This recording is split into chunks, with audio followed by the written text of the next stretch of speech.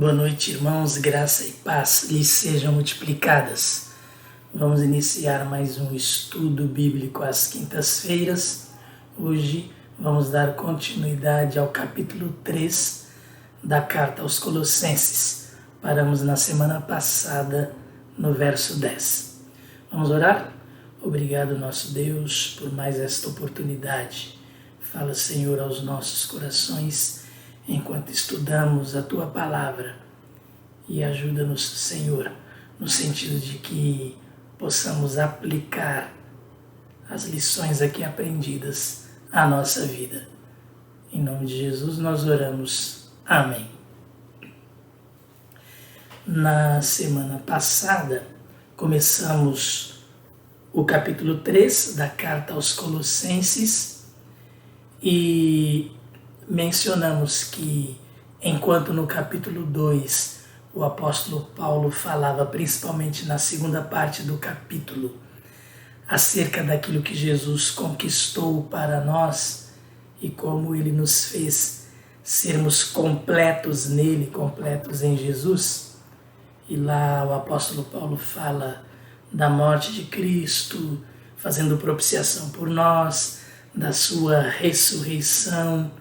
E ele diz então, em relação a nós, usando os verbos inclusive no passado, que nós morremos com Cristo e que, portanto, ressuscitamos com ele para uma nova vida.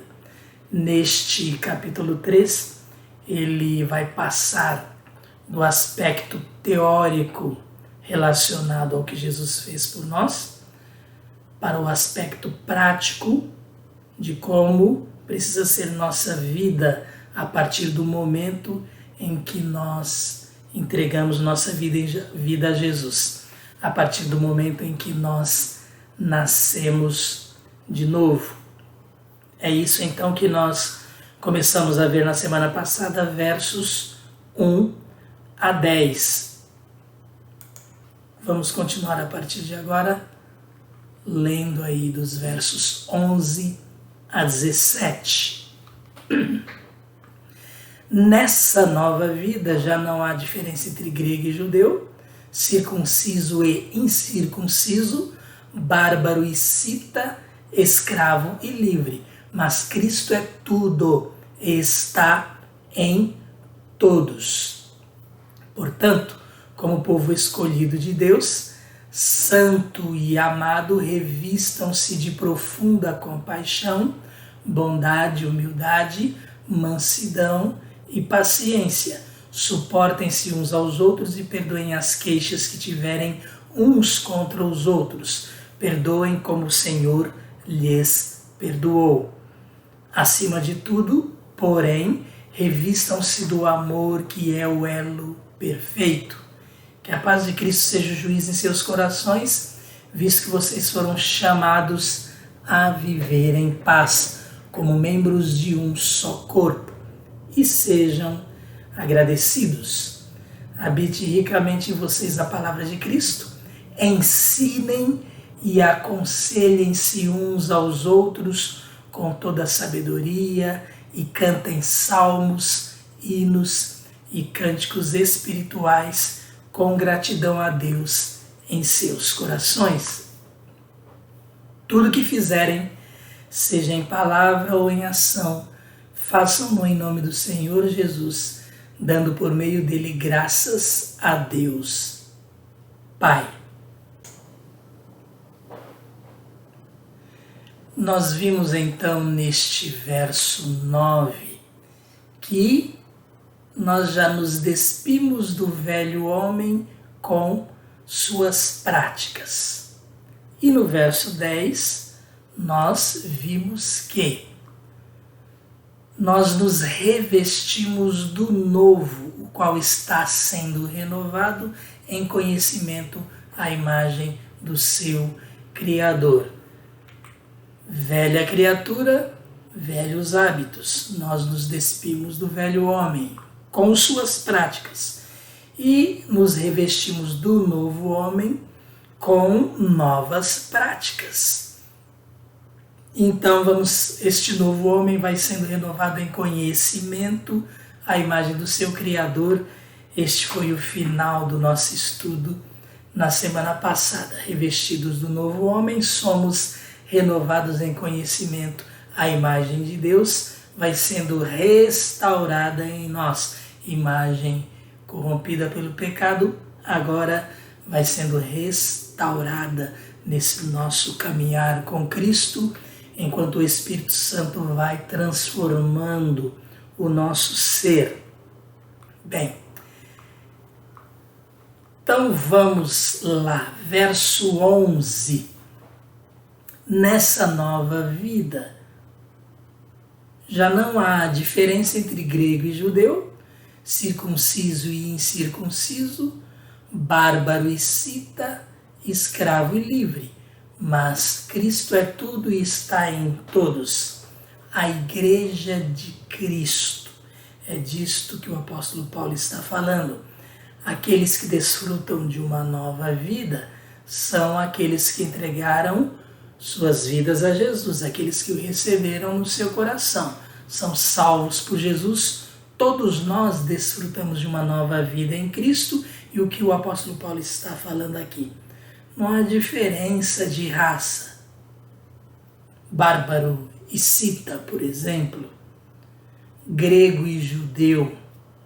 Grego e judeu também podemos entender aqui a questão do judeu em relação ao judaísmo dele e toda aquela questão relacionada às leis cerimoniais. Deus já não faz mais distinção entre judeu e gentio. Vamos colocar o grego aqui para representar os gentios. Então, nessa nova vida que nós temos em Cristo, não há diferença entre judeu, que antigamente se considerava povo de Deus, e gentio, que somos nós, por exemplo. Não há diferença. Circunciso e incircunciso, que era inclusive a marca, vamos falar assim, da diferença entre judeu e grego. Em Cristo, essa questão da circuncisão, a aliança de Abraão com o judeu lá na carne, ficou para trás. A circuncisão para nós, o que é, na verdade, morte e ressurreição de Cristo, e nós tendo morrido e ressuscitado com Ele. Já vimos isto, e isto é para todos os povos. Então, o que nós entendemos e percebemos aqui?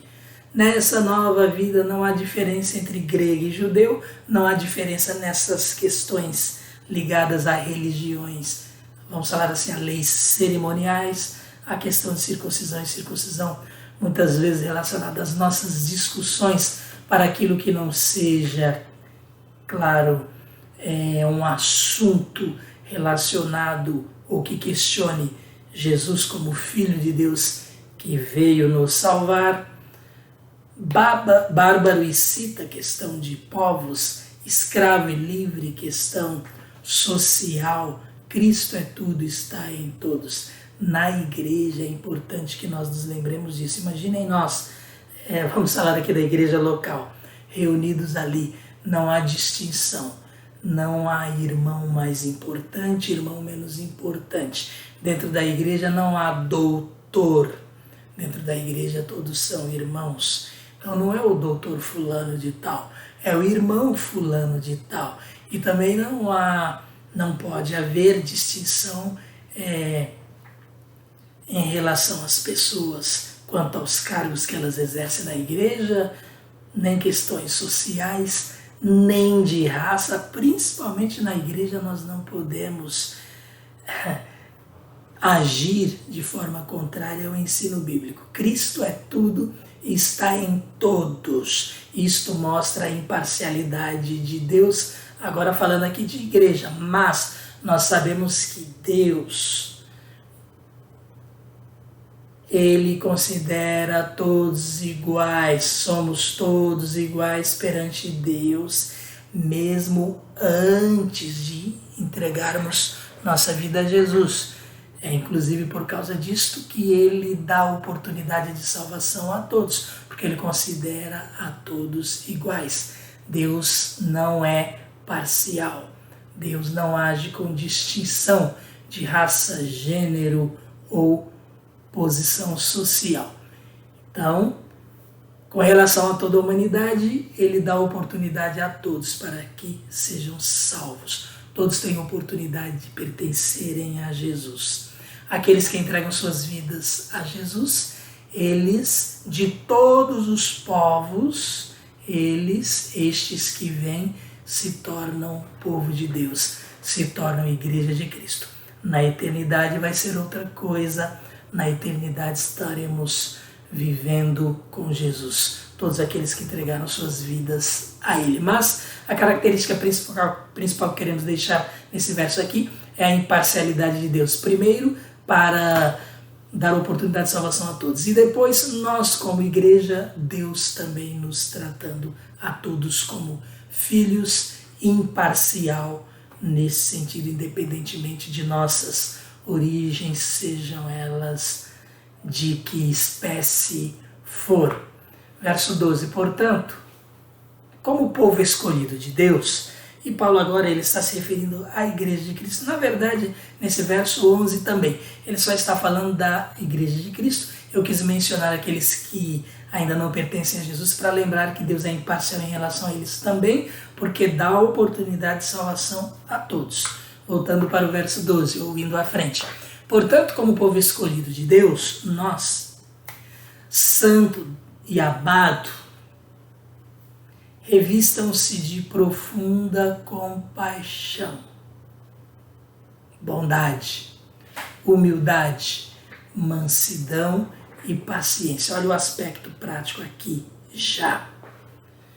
Somos povo escolhido de Deus, povo santo, povo amado, porque entregamos nossa vida a Jesus. Somos abençoados, favorecidos especialmente por sermos povo escolhido, exclusivo de Deus.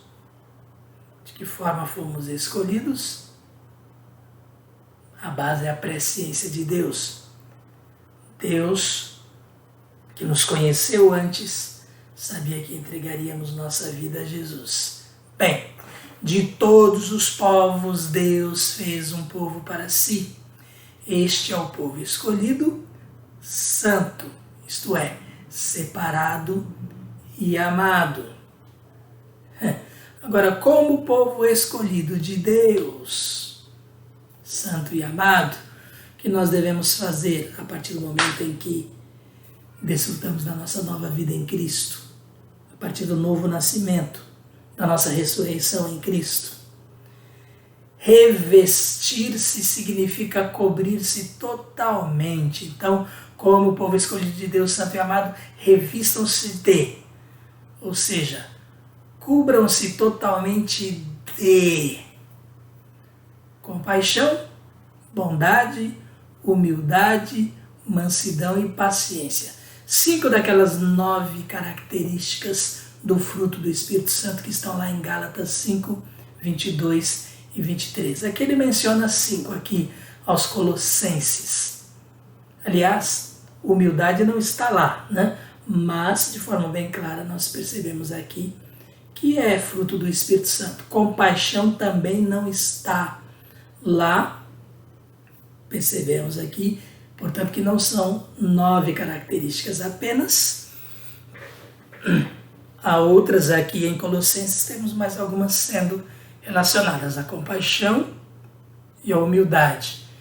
A bondade, mansidão e paciência foram mencionadas lá em Gálatas 5, 22 e 23. Então, de todos os povos, Deus fez um povo para si. Este é o povo escolhido santo, isto é, separado e amado. Este povo precisa se cobrir totalmente de compaixão. Olha, não é só um pouquinho, não. Precisamos ser compassivos para com as pessoas. Nos cobrir totalmente de compaixão. Bondosos. Olha, se a nossa tendência era sermos maus, agora é totalmente o contrário. Ou tendermos para o mal, para não fazer o bem às pessoas, agora precisamos agir nesse sentido, nos esforçar inclusive nesse sentido, e o Espírito Santo vai fazendo o seu trabalho em nós, nos cobrir totalmente de bondade. E olha como esse mundo precisa do exercício da bondade nele para ver se nós ajudamos pessoas a serem transformadas. Humildade, como inclusive esse mundo orgulhoso precisa de humildade. Se nós nos cobrirmos de humildade, se nós nos cobrirmos totalmente de humildade, nós vamos ter muito mais facilidade de acesso às outras pessoas para comunicar o Evangelho. Mansidão e paciência. Cada uma dessas características, teríamos muito a falar acerca delas. Então, Paulo diz, já que nós somos povo escolhido de Deus, nós devemos cobrir totalmente dessas características, não só estas, ele menciona estas aqui em Colossenses capítulo 3. São características do fruto do Espírito, ou seja, do caráter de Cristo que devemos ser e praticar. É o Espírito Santo que desenvolve em nós este caráter, o caráter de Cristo. E assim nós vamos sendo transformados. Aquela velha natureza vai cada vez mais deixando realmente de existir na nossa vida. Bem, essas características devem ser vividas por nós de forma profunda. Cobrir-se totalmente, não superficial. E, mais uma vez, eu gosto de sempre de salientar isso, mais uma vez, eu quero lembrar aqui, não dá para ser totalmente coberto de compaixão e não ser bondoso, ou coberto de humildade e não ser manso e paciente. Tudo está ligado, porque tudo faz parte do caráter de Cristo. Então, vamos nos lembrar mais uma vez desta observação e procurar analisar a nossa vida. Olha, aqui são aspectos práticos. Fique analisando aí as situações que você vive e como você pode. Olha, oportunidade não falta. Como podemos, então, colocar em prática aí a compaixão, a bondade, a humildade, a mansidão e a paciência. Verso 12, Paulo continua dizendo, somos novas criaturas, temos uma nova vida em Cristo, o que temos de fazer na prática? Então, suportem-se uns aos outros. Há aqueles estudiosos que entendem que suportar significa dar suporte, sustentar uns aos outros. Não entendo isso aqui em virtude do contexto que está essa recomendação aqui no comportamento que Paulo fala de como nós devemos ser. Olha, ele diz, esse verso 13, ele já falou antes, né? Compaixão, bondade, humildade, mansidão, paciência, suportem-se uns aos outros e perdoem as queixas que tiverem uns contra os outros. Ora, se nós devemos perdoar as queixas que tivermos uns contra os outros, então esse suportar significa realmente tolerar, fazermos um esforço para aguentar o outro, que não é fácil. Sabe por quê? Porque eu também não sou fácil para ser aguentado. É o sentido que eu entendo em virtude do contexto, e é uma regra de interpretação da Bíblia, verificarmos o contexto do que está sendo analisado ali naquele texto. Então, suportem-se uns aos outros e perdoem as queixas que tiverem uns contra os outros. Olha lá, nós devemos ser propensos a perdoar. Há pessoas que, muito pelo contrário, são propensos a de forma alguma perdoarem e não pisem no meu calo. Com o crente não pode ser dessa forma. Nova vida em Cristo, perdoem as queixas que tiverem uns contra os outros. Onde é que vai ficar lá, por exemplo, a paciência? O próprio amor, né? Perdoem como o Senhor lhes perdoou, o apóstolo Paulo inclusive lembra. Ainda assim, por sermos imperfeitos, estamos sujeitos a ofender e sermos ofendidos devido à nossa fraqueza. Vamos sendo transformados, mas estamos sempre sujeitos a de repente resvalar e ofender alguém. E olha, pode vir um conflito se nós não reconhecermos nosso erro, ou se formos a parte ofendida, se não estivermos dispostos a perdoar, tolerar e perdoar. Estamos sujeitos a ofender e sermos ofendidos devido à nossa fraqueza. Por isso a palavra suportar, aqui ela significa o que nós já explicamos. Tolerar, né? Aguentar. Mas olha, não é suportar como um peso.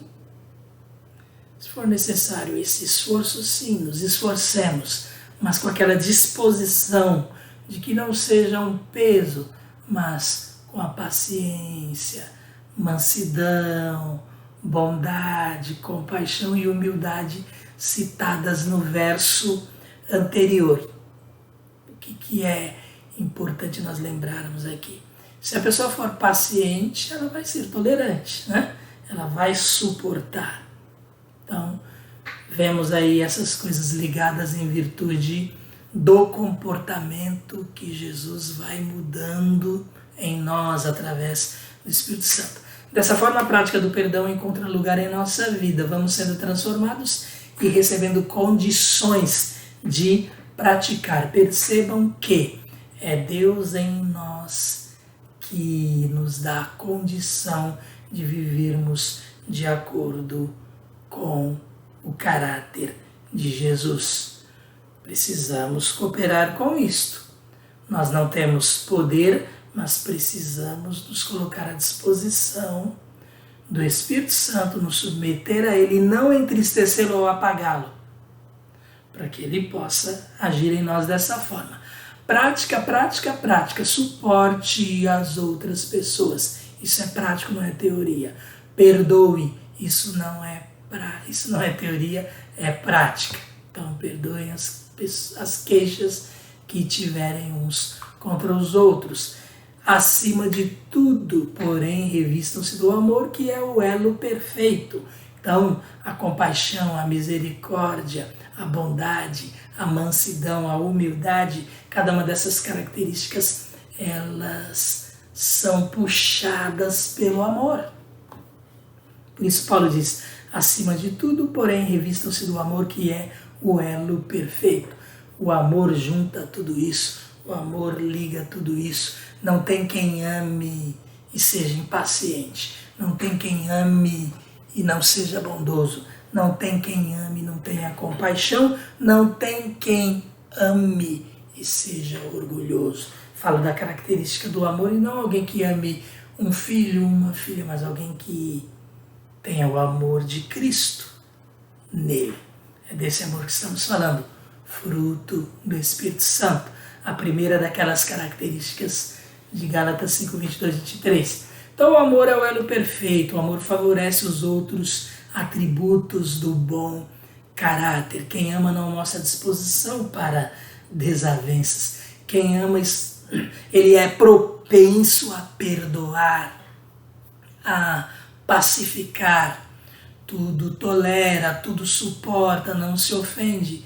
Aquilo que está lá em 1 Coríntios, capítulo 13, relacionado ao amor. Verso 15. Olha, Gálatas 5, 22 e 23, e aqui a gente fazendo bem essa conexão com Colossenses, capítulo 3, nós lemos lá que o fruto do Espírito é amor, paz, alegria. Então olha aqui, que a paz de Cristo seja o juiz em seus corações. Amor, paz, alegria, ou amor, alegria e paz. Olha a paz aqui. Que a paz de Cristo seja o juiz em seus corações. O Espírito desenvolve essa paz em nós também. Visto que vocês foram chamados a viver em paz, como membros de um só corpo, e sejam agradecidos.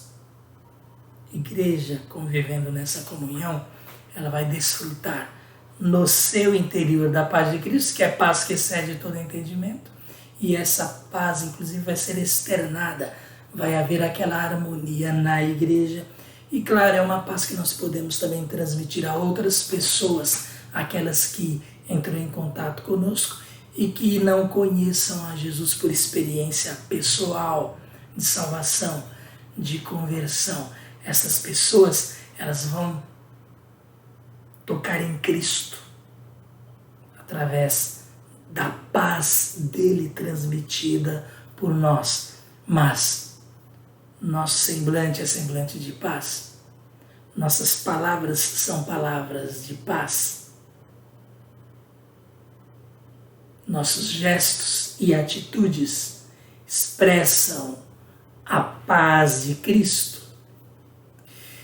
Que a paz de Cristo seja o juiz em seus corações. Se nós estivermos em paz aqui dentro em relação aos nossos relacionamentos, às nossas atitudes, significa que ainda não fomos transformados de forma suficiente em relação aí ao caráter de Jesus em nós. Que a paz de Cristo seja juiz em seus corações.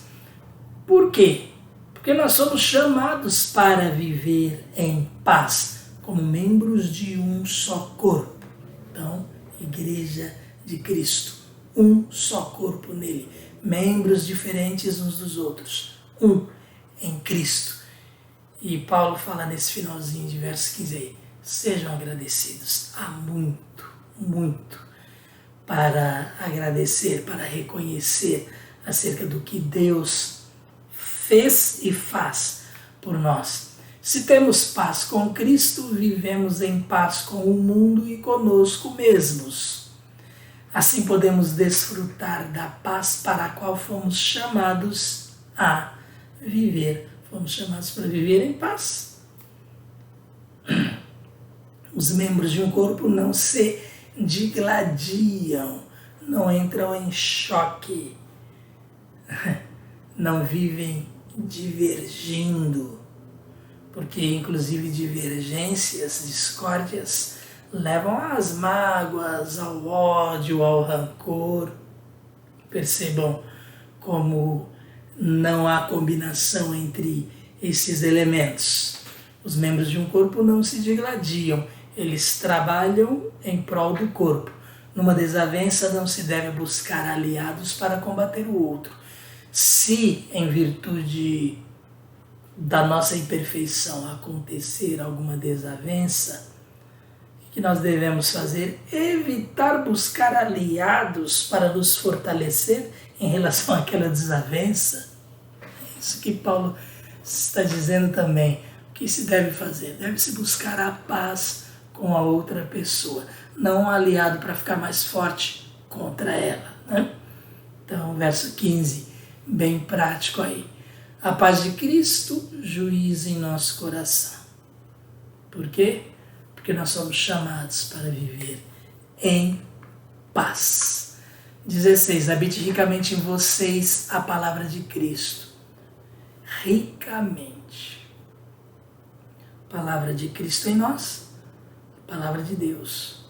Os princípios bíblicos em nós, ricamente, sendo observados, conhecidos e praticados. Tudo isto em amor, coração agradecido, como já citamos anteriormente. Por quê? Porque Jesus fez por nós tudo o que precisava ser feito. Longe de nós falarmos aqui de obrigação, legalismo, tudo isto é por causa do que o Espírito Santo vem trabalhando em nós. Então, habite ricamente em vocês a palavra de Cristo. E aí o que vai acontecer? Aquilo que nós vimos na vida de Esdras, que tinha se dedicado a estudar a lei de Deus, a palavra de Deus, além de estudar, praticar, e além de praticar, ensinar. Olha Paulo falando aqui algo bem semelhante ao que foi a vida de Esdras, que se decidiu fazer aquilo com dedicação. Habite ricamente em vocês a palavra de Cristo. Para que a palavra de Cristo habite em nós, nós precisamos entrar em contato com ela. A palavra de Cristo está na Bíblia. Então, precisamos de estudo, meditação na Bíblia. Lá está, porque lá é palavra de Cristo. Habite ricamente em vocês a palavra de Cristo. Ensinem e aconselhem-se uns aos outros.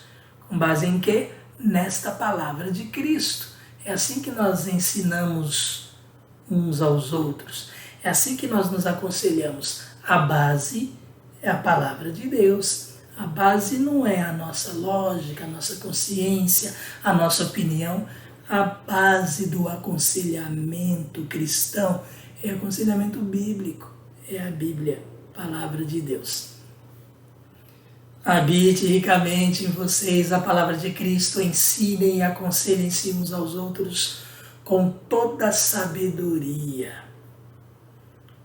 Como é que nós adquirimos essa sabedoria? É Deus que nos dá, nós nos colocando à disposição, nós pedindo na intenção óbvia de colocá-la em prática. Por isso, com toda a sabedoria, e cantem salmos, hinos e cânticos espirituais com gratidão a Deus em seus corações. Olha, louvor, vida de adoração. A prática que Paulo está dizendo é esta: compaixão, misericórdia, bondade, paciência, mansidão, disponibilidade para perdoar, sabendo que somos imperfeitos, mas buscando a unidade em Cristo, mesmo sendo diferentes uns dos outros, tendo a palavra de Deus em nós ricamente, ensinando uns aos outros, aconselhando-nos uns aos outros. Olha, o corpo de Cristo, tudo isto com a sabedoria que vem de Deus. E aí o resultado vai ser salmos, hinos, cânticos espirituais, com gratidão a Deus em nossos corações. Então, este é o modo de vida do crente cheio do Espírito Santo. A palavra de Cristo produz efeito ricamente em nossa vida. Verso 17. Tudo o que fizerem, seja em palavra ou em ação, façam-no em nome do Senhor Jesus, dando por meio dele graças a Deus Pai. Este verso 17, ele é uma conclusão intermediária, vamos falar assim, porque nós vamos até o verso 25 neste capítulo 3 de Colossenses. Mas aqui no verso 17 nós podemos concluir desta forma o que estudamos até aqui, aproveitando estas palavras conclusivas de Paulo. Tudo o que fizerem, em resumo, seja em palavra ou em ação, teoria ou prática, o que você falar ou o que você fizer, façam-no em nome do Senhor Jesus. Olha, o que falarmos, olha como isso é sério, que seja em nome do Senhor Jesus. O que andamos falando, podemos dizer que é em nome de Jesus. O que fizermos, também façamos em nome do Senhor Jesus e mais, dando por meio dele graças a Deus Pai, sendo agradecidos mais uma vez aqui, este coração agradecido em virtude de tudo que Deus é, em virtude de tudo que Deus faz por nós. Portanto, resumimos até aqui, uma vida onde Cristo está no centro de nossas vidas. Cristo no centro. Vida cristocêntrica, Cristo no centro de nossas vidas. Amém? Terminamos então hoje o nosso estudo. Na próxima semana caminharemos até o final do capítulo. Que Deus abençoe a cada um de nós, nos ajude a colocar em prática esses ensinamentos. Que nós possamos dar lugar ao Espírito Santo para Ele atuar nas nossas vidas e assim vivermos de acordo com o propósito de Deus para cada um de nós como seus servos e também o propósito de Deus para a Igreja de Cristo no mundo. Tem tudo a ver com cada um de nós individualmente, porque cada um de nós, membros do corpo de Cristo, membros uns dos outros, portanto, nós somos a igreja. Vamos orar mais uma vez e assim estamos encerrando este estudo. Obrigado, nosso Deus, por mais esta oportunidade. Obrigado pelos ensinos que nós obtivemos aqui. Senhor, nós só podemos nos colocar nas Tuas mãos para que o Senhor trabalhe em nós e nos dê condições de ser aquilo que estudamos aqui, como servos Teus. Obrigado, Senhor Deus, por cada um dos que nos acompanharam neste estudo e juntamente conosco aprenderam essas lições. Fica, Senhor Deus, com todos. Em nome de Jesus nós oramos. Amém. Obrigado especialmente aos nossos visitantes que nos acompanharam neste estudo e até a próxima semana, se Deus assim o permitir.